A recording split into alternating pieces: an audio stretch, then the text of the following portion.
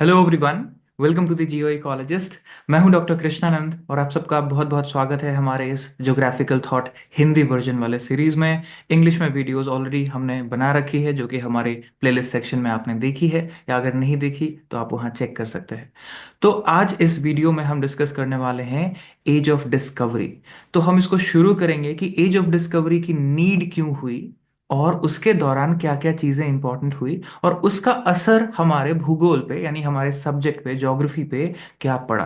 तो as of discovery को historically भी पढ़ा जाता है, लेकिन हम इसमें इंपॉर्टेंटली कुछ ज्योग्राफिकल चीजों को ही निकल के आते हुए देखते हैं। तो हम उसमें ज्योग्राफी पे फोकस करेंगे, कंसंट्रेट करेंगे और देखेंगे कि एज ऑफ डिस्कवरी ने हमारे इस सब्जेक्ट को बनने में कैसे हेल्प किया, मदद की, या ये कैसे इसका आधार बना या सूत्रधार बना मॉडर्न पीरियड में आते आते।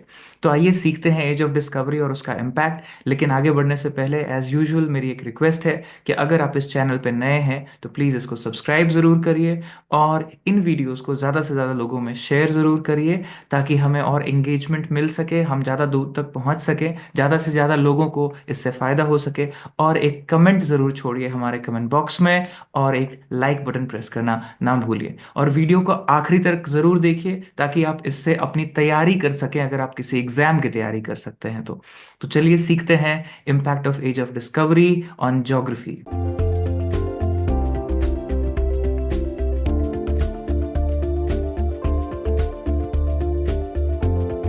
तो जैसा कि हमने पिछले वीडियो में जाना कि फॉल ऑफ रोमन एम्पायर के साथ अगले 1000 साल वेस्टर्न यूरोप में, खास करके इस वाले पर्टिकुलर एरिया में अगर आप देखेंगे, हम इनको बोलते हैं कि ये अंडर डार्क एजेस चल रहे थे। अब क्योंकि ये डार्क एजेस में चल रहे थे तो यहाँ पे बहुत ज्यादा साइंटिफिक कम्युनिटी एक्टिव नहीं थी, लेकिन बाकी दुनिया में, रेस्ट ऑफ द वर्ल्ड में बहुत ज्यादा तरक्की हो रही थी। और अब आता है कि इनको एज ऑफ एक्सप्लोरेशन की जरूरत कैसे महसूस हुई और क्या इस तरह की सिचुएशन थी। तो आप देखिए यहाँ पे आपको बाइजेंटाइन एम्पायर, एक एम्पायर दिखता है जिसका बहुत बड़ा एक साम्राज्य इस समय पे यहाँ पे था। पूरा अरेबियन पेनिनसुला, पर्शिया, जितने भी आप ये सदर्न स्पेन तक आप देखेंगे, तो ये पूरा पूरा टेरिटरी जो है वो ऐड कर लिया बाइजेंटाइन एम्पायर ने, इस्लामिक एम्पायर ने। तो इससे हुआ ये कि जो ये यूरोपियंस थे, इनका ईस्ट की तरफ सारा रास्ता जो है वो ब्लॉक हो गया। मतलब अब ये इस तरफ नहीं आ सकते थे किसी भी ट्रेडिंग एक्टिविटी के लिए। इसे हम लोकेशनल एनालिसिस से समझते हैं, ताकि आप इसमें ज्योग्राफिकली समझिए कि अगर आपके लैंड रूट्स ब्लॉक कर दिए जाए, गल्फ वाले रूट्स ब्लॉक कर दिए जाए, तो आपके पास कोई और चारा नहीं बचता कि आप ओशंस में ना जाएं। तो यहां से एक संभावना बनी, एक अपॉर्चुनिटी बनी, एक नीड अराइज हुआ वेस्टर्न यूरोपियन सिटी स्टेट्स में, और इस पे चर्चा होने लगी 12वीं 13वीं सदी तक आते आते। तो इसको समझिए कि एज ऑफ एक्सप्लोरेशन को हम कैसे देखते हैं। इसको हम बोलते हैं कि ये लगभग लगभग 200 साल तक चला। 15वीं सदी से शुरू होके 17वीं सदी तक, 17th सेंचुरी तक ये चलता है। और इसमें जितने भी जो अननोन वर्ल्ड थे, अब तक लोग नहीं जानते थे, उन सब का एक्सप्लोरेशन होता है। तो एज ऑफ डिस्कवरी कहते हैं, एज ऑफ एक्सप्लोरेशन कहते हैं। और रेनेसां के अंदर इसको हम पढ़ते हैं हिस्ट्री में, जब हम पढ़ते हैं तो इसमें आप देखेंगे कि इसमें वेस्टर्न यूरोपियंस जो है वो मेन की प्लेयर्स हैं, और इन्होंने नए ट्रेडिंग रूट्स ढूंढे ताकि ये नए लैंड्स को फाइंड करें, इनके पास और वेल्थ आए, नॉलेज आए। तो इससे क्या हुआ, ज्योग्राफी का होराइजन, जो वर्ल्ड मैप का होराइजन है, वो बढ़ता है। यानी आप देखेंगे कि ज्योग्राफी जो है वो फिर से ब्रॉड हुआ एज ऑफ डिस्कवरी के फॉर्म में। तो इसमें सबसे इंपॉर्टेंट चीज, जो सबसे इंपॉर्टेंट हिस्टोरिकल इवेंट जो हुआ, वो है ऑटोमन एम्पायर का राइज होना। अब गौर करिए, ऑटोमन एम्पायर जो है वो ऑलमोस्ट ईस्टर्न यूरोप, पूरा पूरा आप देखिए, ग्रीस और यहां से कॉन्स्टेंटिनोपल से लेके ये पूरा एशिया माइनर, पूरी तरह से आप देखेंगे कि ये ऑटोमन एम्पायर के हाथ में आ जाता है। और यहाँ पे मामलुक सुल्तान्स थे, मामलुक टर्क्स थे। तो आप देखेंगे कि वेस्टर्न यूरोपियन के लिए ये रास्ता पूरी तरह से बंद हो गया 1453 में आते आते। तो इनके पास, वेस्टर्न यूरोपियन के पास कोई ऑप्शन नहीं बचा, कोई और रूट नहीं बचा ट्रेड करने के लिए, सेंट्रल एशिया से या एशिया माइनर से या गल्फ के थ्रू इंडिया से। तो अब ये ट्रेडिंग रूट सब लिमिट कर दिया ऑटोमन अंपायर ने। कॉन्स्टेंटिनोपल का फॉल जो है हिस्ट्री में बड़ा इंपॉर्टेंट चैप्टर है, तो इसको आप हिस्टोरिकली भी देखिए। तो सारा का सारा जब एक्सेस आपका नॉर्थ अफ्रीका, एशिया, रेड सी के थ्रू जितना भी रूट था जब ब्लॉक हो गया, तो आता है कि आगे क्या हुआ इसमें। तो अब देखिए इनके जो एम्पायर्स थे यहाँ पे, ये सारा ट्रेड रूट जो है ऑटोमन एम्पायर ने एक्सपैंड कर लिया और कब्जा कर लिया। और इसमें यूरोपियंस के लिए कोई जगह नहीं बची। आप देखते हैं ये जो रेड लाइन आपको दिख रहा है, ये सारा का सारा ऑटोमन एम्पायर के अंदर ट्रेड रूट्स है, राइट। और ये जो ब्लू लाइन है वो बाकी के लोग यूज कर रहे हैं, और साथ में ऑटोमन एम्पायर्स। तो इसमें सी रूट्स में जो यूरोपियन यूज कर रहे थे, इनको सबको कट कर दिया गया।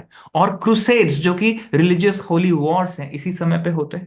तो इसमें आप देखेंगे कि क्रिश्चियनिटी वाले जो लोग हैं वेस्टर्न यूरोप में, वो पीछे हो रहे थे, इनके पास रिसोर्सेज भी कम हो रही थी। तो अब यहां पे आता है कि नई चीजें क्या हुई जिसने आगे बढ़ाया चीजों को। तो सबसे पहले देखेंगे कि आप 1492 1498 में आते आते, 15वीं सदी के अंत तक आते आते एक्सप्लोरर्स निकले समंदर की तरफ। और समंदर की तरफ निकले तो अमेरिकाज ओपन हुआ, एशिया के लिए नए रूट्स इनको मिले। और कार्टोग्राफी में बहुत इंपॉर्टेंट चीज हुई, जिराडस मर्केटर को देखिए आप। इन्होंने rhumb line, constant rhumb line trajectories को प्लॉट किया, कार्टोग्राफिक टेक्निक्स और प्रोजेक्शंस का इस्तेमाल करना सिखाया। नए नॉटिकल चार्ट्स बने, जिससे समंदर में रास्ता आसान हो गया समझना, मैपिंग हो गई थोड़ी सी आसान, नेविगेशन हो गई थोड़ी सी आसान। तो नेविगेशन को आसान बनाया मर्केटर ने अपने प्रोजेक्शन से, अपने लॉक्सोड्रोम, जिसको हम रम लाइन भी कहते हैं। जो ये लाइन आप देख रहे हैं, ये अक्रॉस लॉन्गिट्यूड भी एक स्ट्रेट एंगल पे आपको दिखेगा, यानी किसी भी जगह ए और बी के बीच में ये डिस्टेंस आपको अगर जाना है तो इसने आसान बना दिया। ये मरीन नेविगेशन के लिए एक बहुत बड़ा आविष्कार था उस समय का, स्ट्रेट लाइंस के, आप इस डायरेक्शन को फॉलो करके जा सकते हैं, शॉर्टेस्ट पाथ पे आप जा सकते हैं। तो ये लॉक्सोड्रोम जो है वो बड़ा इंपॉर्टेंट रोल प्लेयर हुआ। फर्दर आप देखिए एज ऑफ डिस्कवरी में कौन से सिटी स्टेट्स, कौन से एम्पायर्स बड़े हुए। तो सबसे पहले आप देखेंगे पोर्टुगीज का नाम आता है, पुर्तगाल से। तो यहां पे एज ऑफ डिस्कवरी में जो नेम आता है वो आता है प्रिंस हेनरी का। ये है प्रिंस हेनरी। अब प्रिंस हेनरी ने क्या किया, कुछ मजबूत लोगों को लेके समंदर की तरफ उन्होंने कहा कि let's go and find out. तो समंदर में रास्तों को नापने के लिए इन्होंने नए ट्रेड रूट्स वेस्ट अफ्रीका की तरफ देखे और चीजों को एक्सप्लोर किया। मदिरा आइलैंड है, अजोर्स है, जिसको ट्रिपल जंक्शन बोलते हैं जियोमॉर्फोलॉजी में, ये सब उसी समय पे एक्सप्लोर किया और इन्होंने अपने अंदर इसको ले लिया। फर्दर आप देखिए केप ऑफ गुड होप, जो साउथ अफ्रीका का ये टिप है यहां पे, यहां तक ये पहुंच गए पुर्तगाली। और 1490 तक ये एशिया वाला जो रूट है, ये ऑल्टरनेटिव पूरा अफ्रीका को घूम के यहां तक आप पहुंच गए, देखा। और इसी समय पे 1498 में वास्को ड गामा पहुंचते हैं इंडिया, कैलिकट के कोस्ट पे।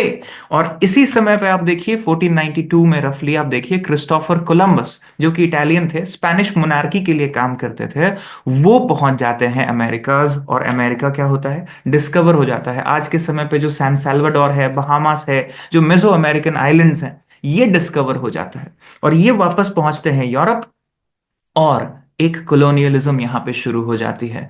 तो आप देखिए हैती, डोमिनिकन रिपब्लिक, हिस्पियानोलोला, ये जितने भी एरियाज हैं आपको सारे दिखेंगे कि ये स्पेनिश कंट्रोल में आ जाते हैं इस समय पे। और यहाँ पे ऑफिशियल भाषा भी आप देखेंगे स्पेन की है, स्पेनिश है। तो अमेरिकाज ओपन होना एक बहुत बड़ा फिनोमेना है ज्योग्राफी के जानकारी के लिए। अब कैसे, तो अमेरिकाज में जितनी वाइडनेस है, ब्रॉडनेस है ज्योग्राफी में, प्लेसेस के बारे में, बायोडायवर्सिटी के बारे में, पीपल के बारे में, फूड के बारे में, ये सारा कहां जाता है नॉलेज, यूरोप के पास जाता है। नए रिसर्चेस होती हैं, नए फॉर्म ऑफ कॉलोनियलिज्म शुरू होती है। तो आप देखिए न्यू फाउंडलैंड कोस्ट पे पहुंच गए ये 1524 में। ये हडसन रिवर जो न्यूयॉर्क है आज का डेट में, वहां तक, ये मैनहट्टन तक पहुंच गए 1609 में, राइट। और जेम्स टाउन स्टैब्लिश हो जाता है 1607 में। और कुछ चीजें आप देखिए, क्यूबेक सिटी जो है 1608 में, न्यूयॉर्क सिटी स्टैब्लिश होता है 1624 में। तो अब यूरोपियंस ने अमेरिका में शहर बनाने शुरू कर दिए और यहां पे तरक्की करनी शुरू कर दी। यहाँ के रिसोर्सेज यूरोप जाने लग गए, तो एक नया जगह खुल गया। और पोर्टुगीज अंपायर को थोड़ा हम गौर करें तो हेनरी द नेविगेटर से लेके आप देखिए जार्को, जिन्होंने मैद्रा आइलैंड को डिस्कवर किया, इन्होंने इंडियन ओशन को ओपन किया, ये इनका बहुत बड़ा क्रेडिट है। अब इतने छोटा सा देश है पुर्तगाल, बट इनका जो काम है, इन्होंने बहुत बड़ा इंपैक्ट छोड़ा ज्योग्राफिक होराइजंस के ऊपर, ज्योग्राफिक नॉलेज के ऊपर ब्रॉडन करने के लिए।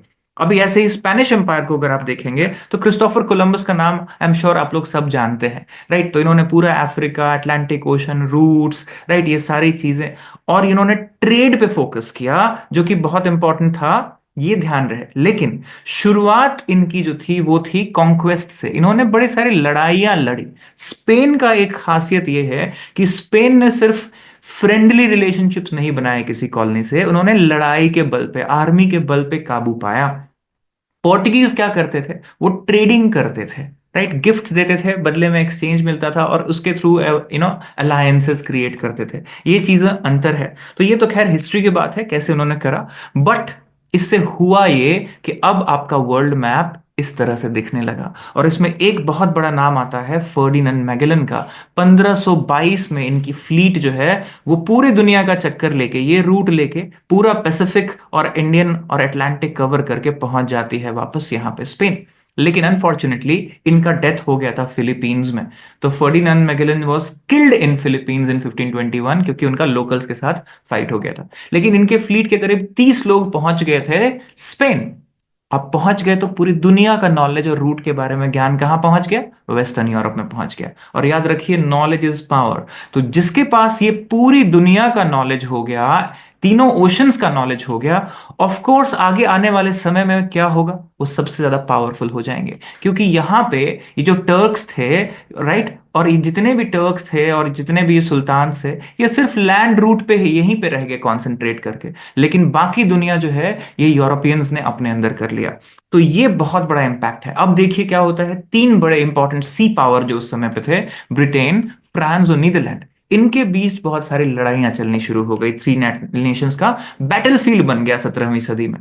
तो इसमें ब्रिटेन और फ्रांस जो है, इन्होंने सबसे ज्यादा नॉर्थ अमेरिका और इंडिया की तरफ आए, और इन्होंने सबसे ज्यादा ये कब्जा किया।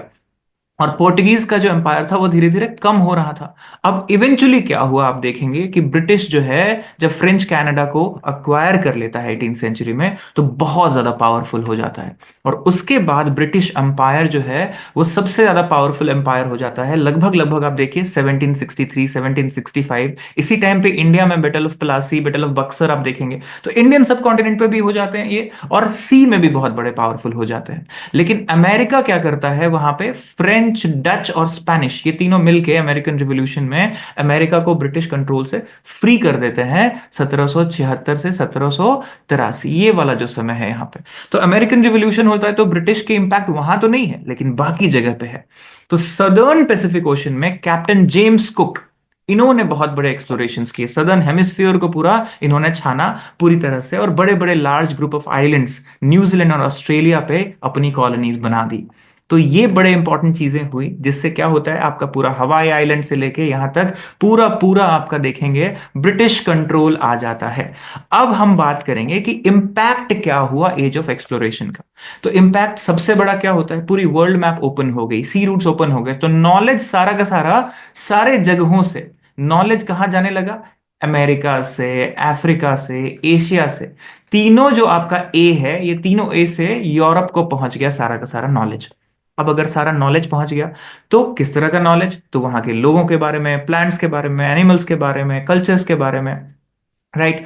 और इस सब से यहां पे इन्होंने क्या किए, अपने कॉलोनीज बनाए, उसमें प्लांटेशंस लगाई। और ये आप, मुझे आशा है कि आपने थोड़ी हिस्ट्री पढ़ी होगी तो आप जानेंगे कलोनियलिज्म में क्या हुआ। बट हम इंटरेस्टेड हैं कि इससे ज्योग्राफी में क्या हुआ। तो ज्योग्राफी में हुआ ये, पूरी दुनिया का नक्शा बन गया जो आज और हम आप देख रहे हैं। तो ये नक्शा सामने आ गया कि अब कौन कहां रहता है, ज्यादातर लोगों को पता लग गया। तो रिसोर्सेज कहां पे कैसे हैं पता लग गया। तो इसी से आप देखिए, resource geography, economic geography, geography of trade and transport, इन सब की नींव पड़ गई यहां पे, राइट। कॉलोनियलिज्म में नए नए सब्जेक्ट स्टैब्लिश हुए। पूरे यूरोप में इस समय पे नए नए यूनिवर्सिटीज बनाई जाने लग गई। आप जितने बड़े नाम सुनते हैं, राइट, ऑक्सफोर्ड, कैम्ब्रिज से लेके यूनिवर्सिटी ऑफ कोलोन, हिडलबर्ग, जितने भी आप देखते हैं, जर्मनी, फ्रांस, स्पेन, पोर्टुगल से लेके इंग्लैंड में, ये सारे बड़े यूनिवर्सिटीज आपको इसी समय पे देखेंगे फ्लरिश करते हुए। साइंस एंड टेक्नोलॉजी हाईली तरक्की करने लग गई। तो जितना भी नॉलेज था चारों तरफ से इनके पास पहुंचा, इन्होंने यूनिवर्सिटीज बनाई, और यूनिवर्सिटी वो जगह बनी जहां से ये नॉलेज रिसर्च होते होते आगे बढ़ने लगा।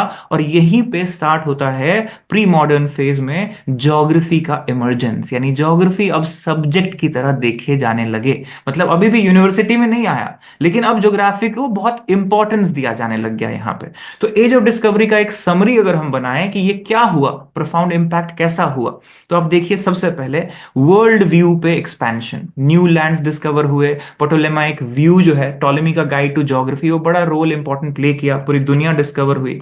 कार्टोग्राफी जो हमारा पूरा एक सब्जेक्ट है प्रैक्टिकल का, आई एम श्योर आपने पढ़ा होगा अपने अंडर ग्रेजुएट और मास्टर्स में, इसमें एक्यूरेसी आ गई, मैप में मर्केटर प्रोजेक्शन आ गया, पोटोलॉन चार्ट्स आ गया, जिससे कोस्टल ऑब्जर्वेशन, नेविगेशन, ये सारी चीजें बहुत तरक्की में आ गई। इंपिरिकल ऑब्जर्वेशंस राइज हुआ, लोग जा जा के ऑब्जर्व करने लगे। अमेरिगो वेस्पुसी से लेके फ्रांसिस ड्रेक से लेके जितने भी लोग हैं जो पहले लैब में और लाइब्रेरी में रिसर्च करते थे, अब ट्रैवलिंग वापस आ गया। एस्ट्रोलैब, सेक्सटेंट, इस तरह के नेविगेशन टूल्स यूज हो गए, कंपास यूज कर रहे थे लोग, और जितने भी नेविगेशन चार्ट्स थे यूज कर रहे थे। नया नॉलेज फॉर्म कैसे बना, तो अब आइडियाज एक्सचेंज हो रहे थे, पूरी दुनिया का नॉलेज होगा तो हर जगह की चीजें। एथनोग्राफिक स्टडीज भी यहीं से शुरू होती है, जो कि एंथ्रोपोलॉजी में और सोशियोलॉजी में पढ़ाई जाती है, और हम भी कल्चरल ज्योग्राफी में इसको सोशल ज्योग्राफी में पढ़ते हैं। फर्दर आप देखिए, इकोनॉमिक एंड पॉलिटिकल ज्योग्राफी की ब्रांचिंग यहां पे बनने लगती है कि कौन सी जगह इंपॉर्टेंट है जियोपॉलिटिकली, कौन सी जगह सिग्निफिकेंट है, कौन से इंपॉर्टेंट ट्रेड रूट्स हैं। ये सारे आप देखेंगे स्पेशल इंटरेक्शंस जो आज हम पढ़ते हैं, वो सब इसी समय से आता है। और रिलीजियस डॉक्ट्रिन्स जितने भी चल रहे थे दुनिया में, क्रिश्चियनिटी की, इस्लाम की, उन सबको नए जो साइंटिफिक डिस्कवरीज थे ये चैलेंज कर रहे थे। Example, flat earth. अब फ्लैट अर्थ को चैलेंज किया गया वापस से, पुरानी जो मिथ्स थी उनको चेंज किया गया, हीलियोसेंट्रिक जो कॉन्सेप्ट था वो आया कि सन जो है वो सेंटर है, अर्थ सेंटर नहीं है, राइट, अर्थ सन के चक्कर लगाता है। ये जो बेसिक बेसिक प्रॉब्लम्स थी ज्योग्राफी की, एस्ट्रोनॉमी की, वो अब जाके वापस से ठीक हुई, जो कि डार्क एजेस में गड़बड़ हो गई थी यूरोप में। तो आप देखेंगे एज ऑफ डिस्कवरी ने ये पूरा का पूरा एक डायमेंशन ज्योग्राफी के लिए खोल दिया, और मॉडर्न ज्योग्राफी के लिए रास्ता तय किया। इंस्टीट्यूशनलाइजेशन हुआ ज्योग्राफी का इसी के बाद, और सारे कॉम्प्रिहेंसिव वर्क, बड़े बड़े स्कॉलर्स जिसको हम आगे आने वाले वीडियोस में पढ़ेंगे, हम्बोल्ट, रिटर, वेरेनियस, कैंट, और जितने ये प्री मॉडर्न और मॉडर्न फेज के जो लोग हैं, इनको हम देखेंगे अगले वीडियो में, इन सब का कॉन्ट्रीब्यूशन हम देखेंगे। लेकिन उन सब का नॉलेज बेस आप देखेंगे, ये एज ऑफ डिस्कवरी होता है, आधार यही होता है। एक्सप्लोरेशन और डिस्कवरी इस पूरे सब्जेक्ट का आधार रहा है। अब ये आज आप देखिए आपके सब्जेक्ट में कहाँ है, तो जो हम फील्ड वर्क इन ज्योग्राफी का पेपर पढ़ते हैं, जहां भी ज्योग्राफी पूरे इंडिया में पढ़ाई जाती है, उन हर डिपार्टमेंट में एक फील्ड वर्क का पेपर जरूर होता है कि आप जाके ऑब्जर्वेशंस लीजिए, क्वेश्चनर्स बनाइए, जाइए फील्ड में ऑब्जर्व करिए और फील्ड रिपोर्ट बनाइए। ये इसीलिए ये ट्रेडिशन जो मॉडर्न फेज में शुरू हुआ कि जाके देखना, एम्पिरिकल ऑब्जर्वेशन लेना, रिसर्च करना, ये आज भी ज्योग्राफिक मेथडोलॉजी का पार्ट है, और इसकी शुरुआत एज ऑफ एक्सप्लोरेशन और डिस्कवरी से ही होती है। तो मैं आशा करता हूं कि आपको ये बातें समझ आई होंगी, तो इसको ज्यादा से ज्यादा लोगों में शेयर जरूर कर दीजिए। और अगले वीडियो में हम देखेंगे कि अब एज ऑफ डिस्कवरी के बाद वो कौन से लोग थे, कौन से देश के लोग थे जिन्होंने ज्योग्राफी पे फर्दर और काम किया, इसकी ब्रांचिंग की, ब्रांचेस बनाई, और आगे क्या क्या चीजें और हुई। तो मिलते हैं अगले वीडियो में, तब तक के लिए best wishes, take good care, bye bye.